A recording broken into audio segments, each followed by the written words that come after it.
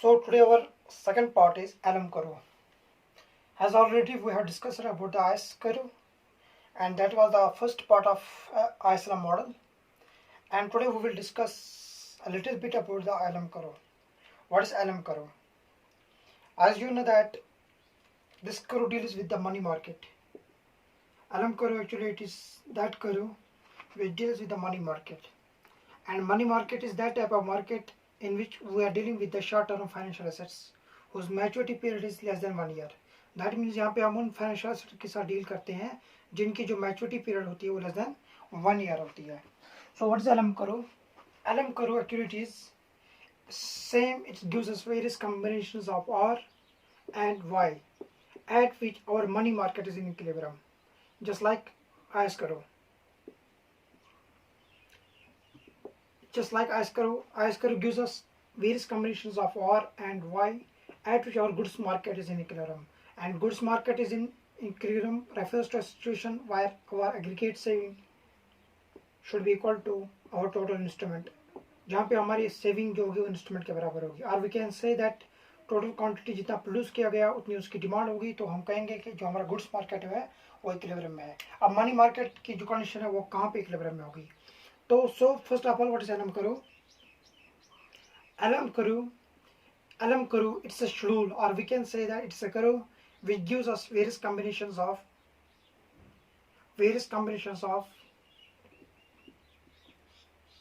R and Y, rate of interest and income, at which our money market is in equilibrium. जहाँ पे हमारा money market जो होगा वो इक्विलिब्रियम सिचुएशन में होगा. That means every combination of R and Y, हर एक कॉम्बिनेशन जो रेट ऑफ इंटरेस्ट और वाई हमारे Alam Karo पे होगा, वहाँ पे हमारा मनी मार्केट हर एक कॉम्बिनेशन पे क्या होगा, वो इक्विलिब्रियम सिचुएशन में होगा. तो वो है हमारा Alam Karo जो है वो Alam Karo हमें ये सारे कॉम्बिनेशंस देता है. So what is the equilibrium situation? Equilibrium situation in money market is where our demand for money is equal to supply of money. That means जहाँ पे हमारी demand for money होगी supply of money के बराबर. So what is demand for money in case of Alam Karo? So this is actually the money demand function. जो हमारी जो MD है वो है बराबर in case of C0 plus C1Y minus C2R. जब हम क्लासिकल्स की बात करते हैं, क्लासिकल ने सिंपल बोला कि जो हमारी मनी डिमांड है it's only the function of income. And जो क्लासिकल्स जो हमारे थे उन्होंने बोला कि जो हमारी डिमांड फॉर मनी है it's only the function of income. That means they have included two types of in which they have included two components. I mean to say that जो क्लासिकल्स थे उन्होंने बोला कि जो लोग डिमांड कर रहे हैं वो दो पर्पज के लिए डिमांड कर रहे हैं money for money. That means they have added two purposes why people demand for money. One is transaction motive, and the another one is precautionary motive. So they have just included only two purposes why people demand for money. One is transaction demand for money and another is precautionary demand for money. And both transactionary and precautionary motive depends on only income. They said that the people hold money, or we can say that people demand money only for two purposes. One is transaction and another is precautionary. And transaction demand for money means people are demanding money for daily transactions. They need daily demand for something, they are demanding for something in day-to-day life.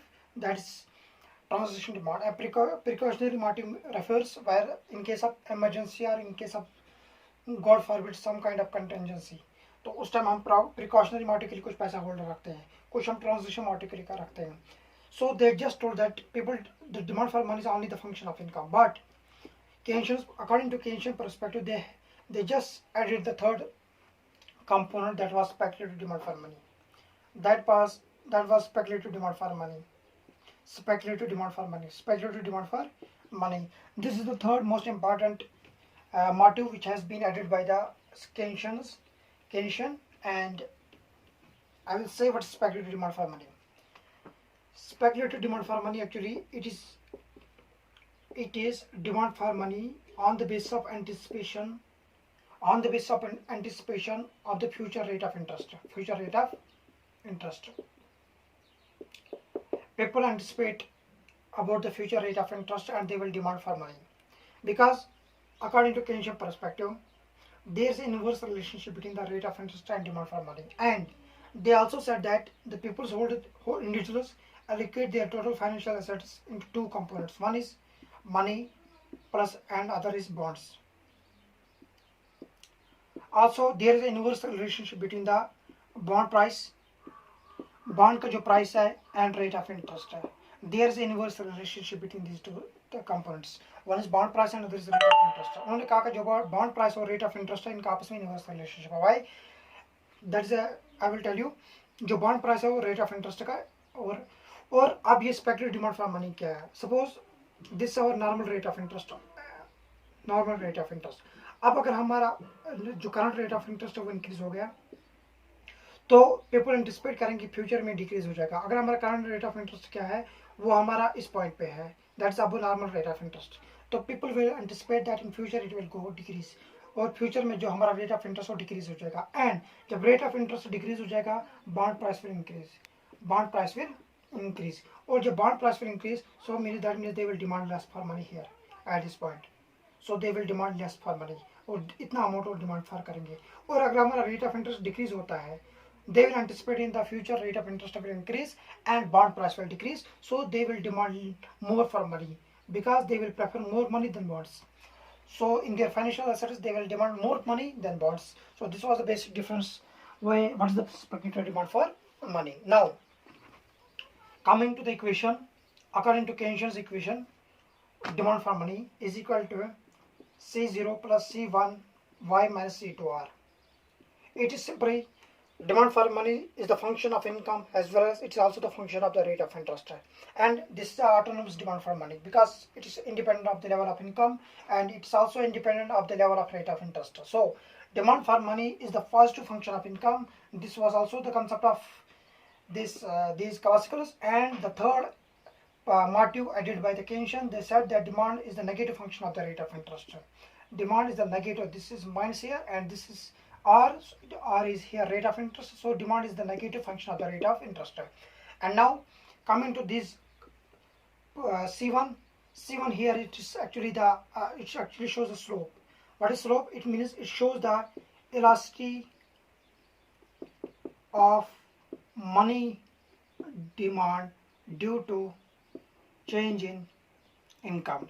That means it shows elasticity of money demand due to change in income. हमारे income में that means C1 here gives us MD divided by y. जो C1 होता है ये दिखाता है हमारे money demand में कितना चेंज आता है due to change in the level of income. That वो जो वैल्यू देगा वो C1 हमें देगा. So C1 here gives us slope of this LM curve also and also the slope of LM curve depends on the MD जो है वो depend करता है किस पे, जो हमारा वो C2 वैल्यू देगा. ये value that is MD divided by rate of interest. That is जो हमारा डिमांड फॉर मनी है ये जो इसका जो रेट है या स्लोप है ये दिखा रहा है. यहाँ पे जो C2 है ये स्लोप दिखा रहा है हमारे पास और ये दिखा रहा है कि हमारे डिमांड फॉर मनी में कितनी चेंज आ रही है due to change in the level of rate of interest. That is C2. So why LM curve slopes upwards I will tell you. So this was a basic equation, demand for money. That means now our demand for money is the positive function of income. Here this is the positive function of income because here we are including the transaction component, which is the positive function of income.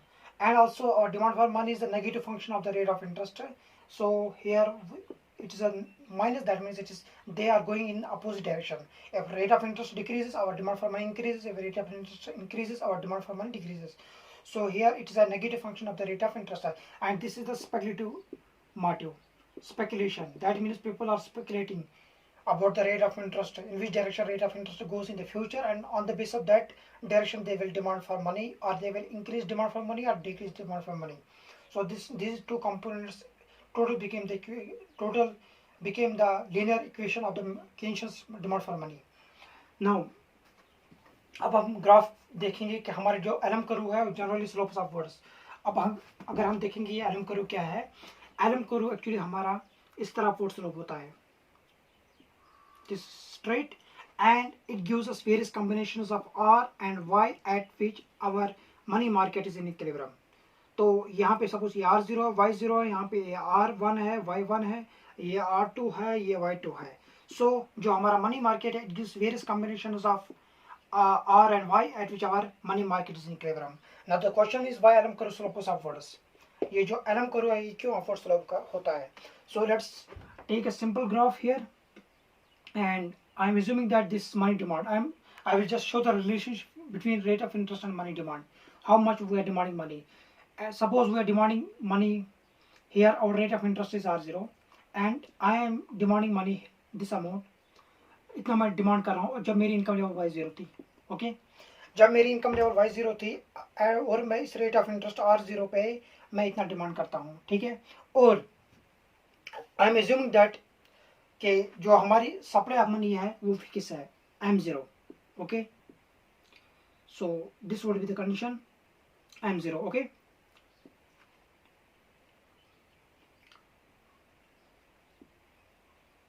तो ये equilibrium condition यहाँ पे आ रहा है हमारा. Okay, तो this is demand for money. Okay, this demand for money at Y0 level of income when rate of interest R0. I mean to say that, और इस तरह भी हम कह सकते हैं कि जो हमारा जब हमारी रेट ऑफ इंटरेस्ट R0 थी और इनकम लेवल Y0 है तो डिमांड फॉर मनी तो यह इतना हम डिमांड कर रहे हैं Y0 level of income. Suppose हमारी इकोनॉमी में हमारी जो मेरी इनकम लेवल थी Y0 वो चली गई Y1 पे. मेरी इनकम लेवल चेंज हुई, that means there is a change in the del Y, that means there is a change in the Y, that means del Y. तो जब हमारी मेरी जो इनकम चेंज होगी उससे मेरी demand for money will shift. So means that means this demand money demand curve will shift upwards. Okay, at Y1. So now supply of money is fixed here. This supply of money, it is fixed here. So in order to bring an equilibrium in the money market, what we can do, अब rate of interest क्या करना है, हमें increase करना है जिसकी वजह से हमारे मनी मार्केट में इक्विलिब्रियम आएगा. क्यों? क्योंकि हमारी जो सप्लाई ऑफ मनी वो फिक्स है. सप्लाई ऑफ मनी फिक्स है जो हमारे डिटरमाइन किया सेंट्रल अथॉरिटी ने. बट जब मेरी मनी डिमांड यहाँ पे इतनी थी, जब मेरी इनकम लेवल Y0 थी तो ये इक्विलिब्रियम कंडीशन दे रहा था. लेकिन अचानक मेरी इनकम लेवल चेंज हुई Y0 से Y1, तो उससे क्या होगा, उससे मेरी जो मनी डिमांड करू है या मनी डिमांड फंक्शन करू है, इट विल शिफ्ट अपवर्ड. जब ये शिफ्ट हो जाएगी तो उससे क्या होगा, demand for money is now greater than supply of money. Okay, when demand for money is greater than supply of money, what will happen, so it will pressurise the rate of interest to go upward. और ये rate of interest को pressure करेगा कि upward जाना. क्यों? क्योंकि central authority will increase the rate of interest in order to bring equilibrium in the money market. So now rate of interest will go here, R0 to R1. Similarly, when my money demand curve will shift due to change in the level of income. Suppose my income level goes from Y1 to Y2, और जब मेरी income level shift हुई from Y1 से Y2 तो again my money demand will increase. And one because here it's the transaction component which increases, because my transaction demand for money is the positive function of income. So when my transaction demand for money will increase, that means my money demand curve will shift upwards. And when my money demand will shift will upwards, what will happen, there will be disequilibrium in the money market. और इससे क्या होगा, हमारी economy में disequilibrium होगी. So in order to bring equilibrium in the money market, हमें क्या करना है, हमें रेट ऑफ इंटरेस्ट को इंक्रीज करना है. जब रेट ऑफ इंटरेस्ट इंक्रीज होगा, इससे जो स्पेकुलेटिव डिमांड फॉर मनी का जो speculative demand for money component है वो डिक्रीज हो जाएगा. और जब स्पेकुलेटिव डिमांड फॉर मनी होगा, टोटल डिमांड फॉर मनी है वो डिक्रीज हो जाएगा, जिसकी वजह से क्या होगा, हम अगेन हमारे इक्विलिब्रियम में आ जाएगी, किसमें, मनी मार्केट में. सो अगर मैं इन पॉइंट्स को अब मिलाऊं, यहाँ पे जब मेरा रेट ऑफ इंटरेस्ट R0 था, मेरी इनकम लेवल क्या थी, Y0 थी. और जब मेरी इनकम लेवल चली गई Y0 से Y1, तो मार्केट में लाने के लिए मुझे रेट ऑफ इंटरेस्ट को इंक्रीज करना फ्रॉम R0 से R1 तक. तो जब मैं इन पॉइंट्स, इसी तरह जब मेरी मेरी इनकम लेवल Y1 से Y2 चली गई, तो मुझे मनी मार्केट में इक्विलिब्रियम लाने के लिए मुझे रेट ऑफ इंटरेस्ट को फिर से इंक्रीज करना है R2 से R3. और इन पॉइंट्स को जब मैं मिलाऊंगा तो ये मेरा LM करो मिलेगा. क्या मिलेगा, LM करो. दैट्स व्हाई LM करो slopes upwards. So there is a positive relationship between the rate of interest and income. As income goes increasing, rate of interest will also increase. So we can say that LM curve gives us the positive relationship between the rate of interest and income level. That means when our rate of that means in our money market, when the level of income changes, it will impact on the money demand, and when money demand will change, it will impact over the rate of interest. And when we are joining these pointers, this will give us the LM curve. So this was all about the LM curve. Why LM curve slopes upwards. So what is the equilibrium condition in money market? तो अब money market में जो हमारी equilibrium condition है वो क्या है, वो है वो सिचुएशन जहाँ पे हमारी डिमांड फॉर मनी होगी किसके बराबर, supply of money. And supply of money जो होती है वो फिक्स होती है, it is fixed by the monetary authority. इसको फिक्स करता है कौन, मॉनेटरी अथॉरिटी डिसाइड करता है कि सप्लाई ऑफ मनी कितनी रखनी है हमारी इकोनॉमी में। Now on the demand side, और demand side, demand for money is equal to C0 plus C1 y minus C2 R. So here it's demand for money is the positive function of income and it's the negative function of the rate of interest है। और जब हम दोनों को equate करेंगे, demand for money is equal to supply of money, that should be equal to C0 plus C1 y minus C2 R. So this is the equilibrium condition. Now the second part of this Alam Karo is that what are the factors that determine the slope of Alam Karo? Factors कौन से है जो slope करता है हमारा Alam Karo? Alam Karo factors determine slope of Alam Karo. अब मैंने आपको बताया कि जो स्लोप होता है, इट एक्चुअली Alam Karo हो या आयस करो हो, दिस में आयस करो, दिस में Alam Karo। अब इनका स्लोप क्या दिखाता है? स्लोप दिखाता है जब हमारा एक वेरिएबल चेंज होता है तो दूसरे वेरिएबल पे कितना इम्पैक्ट पड़ता है, वो किस डायरेक्शन में चेंज होता है। तो एक वेरिएबल के चेंज होने से दूसरे वेरिएबल पे कितना इम्पैक्ट पड़ता है, उस रेट को हम स्लोप कहते हैं। या slope actually shows the rate at which one variable, suppose x, changes due to change in another variable, that's slope। और ये स्लोप डिटरमाइन करता है whether our curve is steep or flat। So factors determine slope of Alam Karo। Now the question is whether कौन से factors है determine करते हैं हमारा Alam Karo स्टीप होगा या हमारा Alam Karo क्या होगा, वो फ्लैट होगा। ओके, तो पहला जो इन्होंने फैक्टर डिटरमाइन किया, उन्होंने कहा कि हमारी जो इकोनॉमी में जो मोस्ट इंपॉर्टेंट फैक्टर है वो जो है C1 del y। Okay, C1 del y, this is the elasticity, or we can see the change in the money demand due to change in the level of income। this is one of the most important, this is one factor।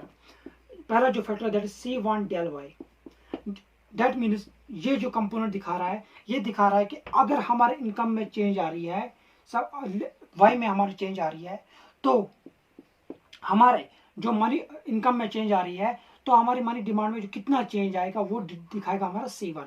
यानी C दिखा रहा है हमारे elasticity of money demand with respect to income. हमारा जो income है उसके change होने से हमारी मनी डिमांड पे कितना इम्पैक्ट हो रहा है और उस टाइम हमें रेट ऑफ इंटरेस्ट को कितना चेंज करना है, रेट ऑफ इंटरेस्ट को कितना चेंज करना है, जिससे हमारी क्या होगा, इक्विलिब्रियम होगा। तो जब हमारी C1 क्या होगी,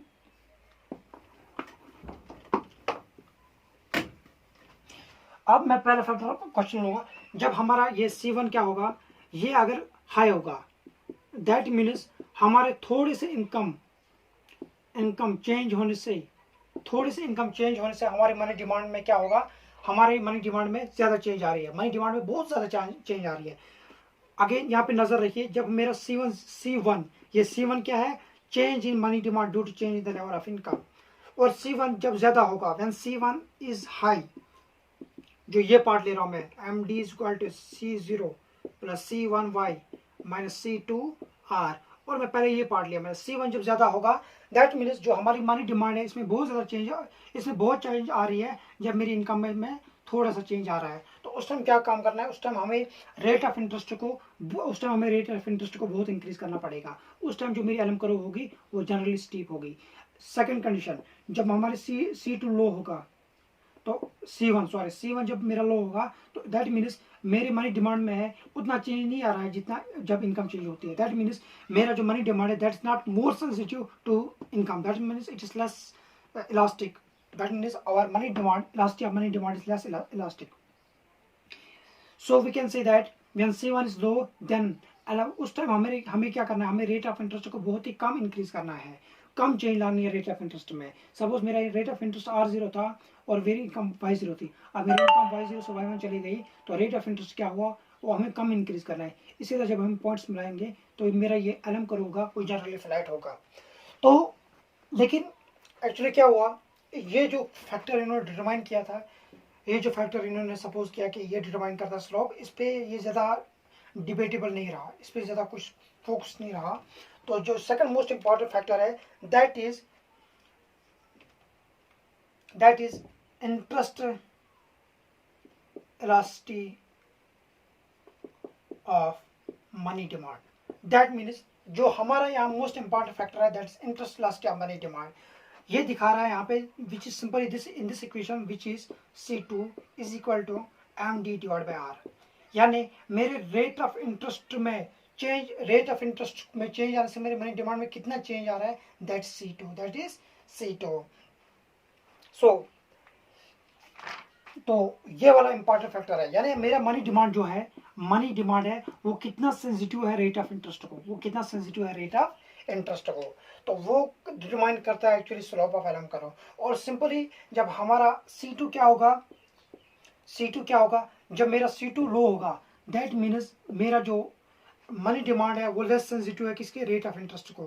दैट मीन्स तो उस टाइम क्या होगा, सपोज हमारी पहला करो लूंगा मैं ये, ओके. अब मेरी ये मनी डिमांड करो है, तो हियर सपोज ये रेट ऑफ इंटरेस्ट है R0 और मेरी इनकम लेवल Y0 है, ओके. अब यहाँ पे ये जो करो है जनरल स्टेप है, क्योंकि यहाँ पे मैंने मनी डिमांड करो लिया है, money demand curve, it's not LM curve, it is simply money demand curve. That is money demand function shows the relationship between rate of interest and income.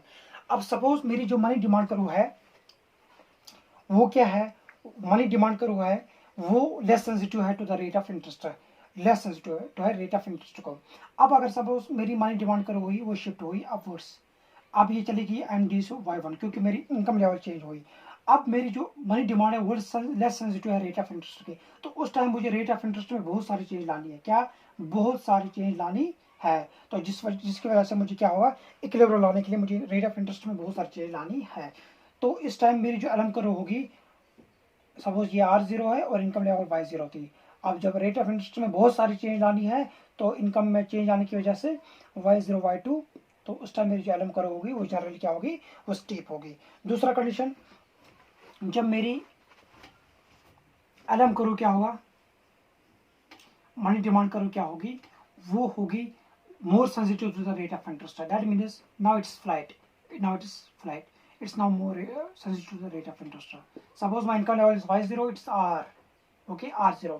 अब income level में change आई तो जो मेरा rate of interest है ये more sensitive है, तो अब मुझे इक्विलिब्रियम लाने के लिए रेट ऑफ इंटरेस्ट को थोड़ा सा इंक्रीज करना है, क्योंकि सपोज हमारी इकोनॉमी में इनकम लेवल Y0 से Y1 चली गई, ओके.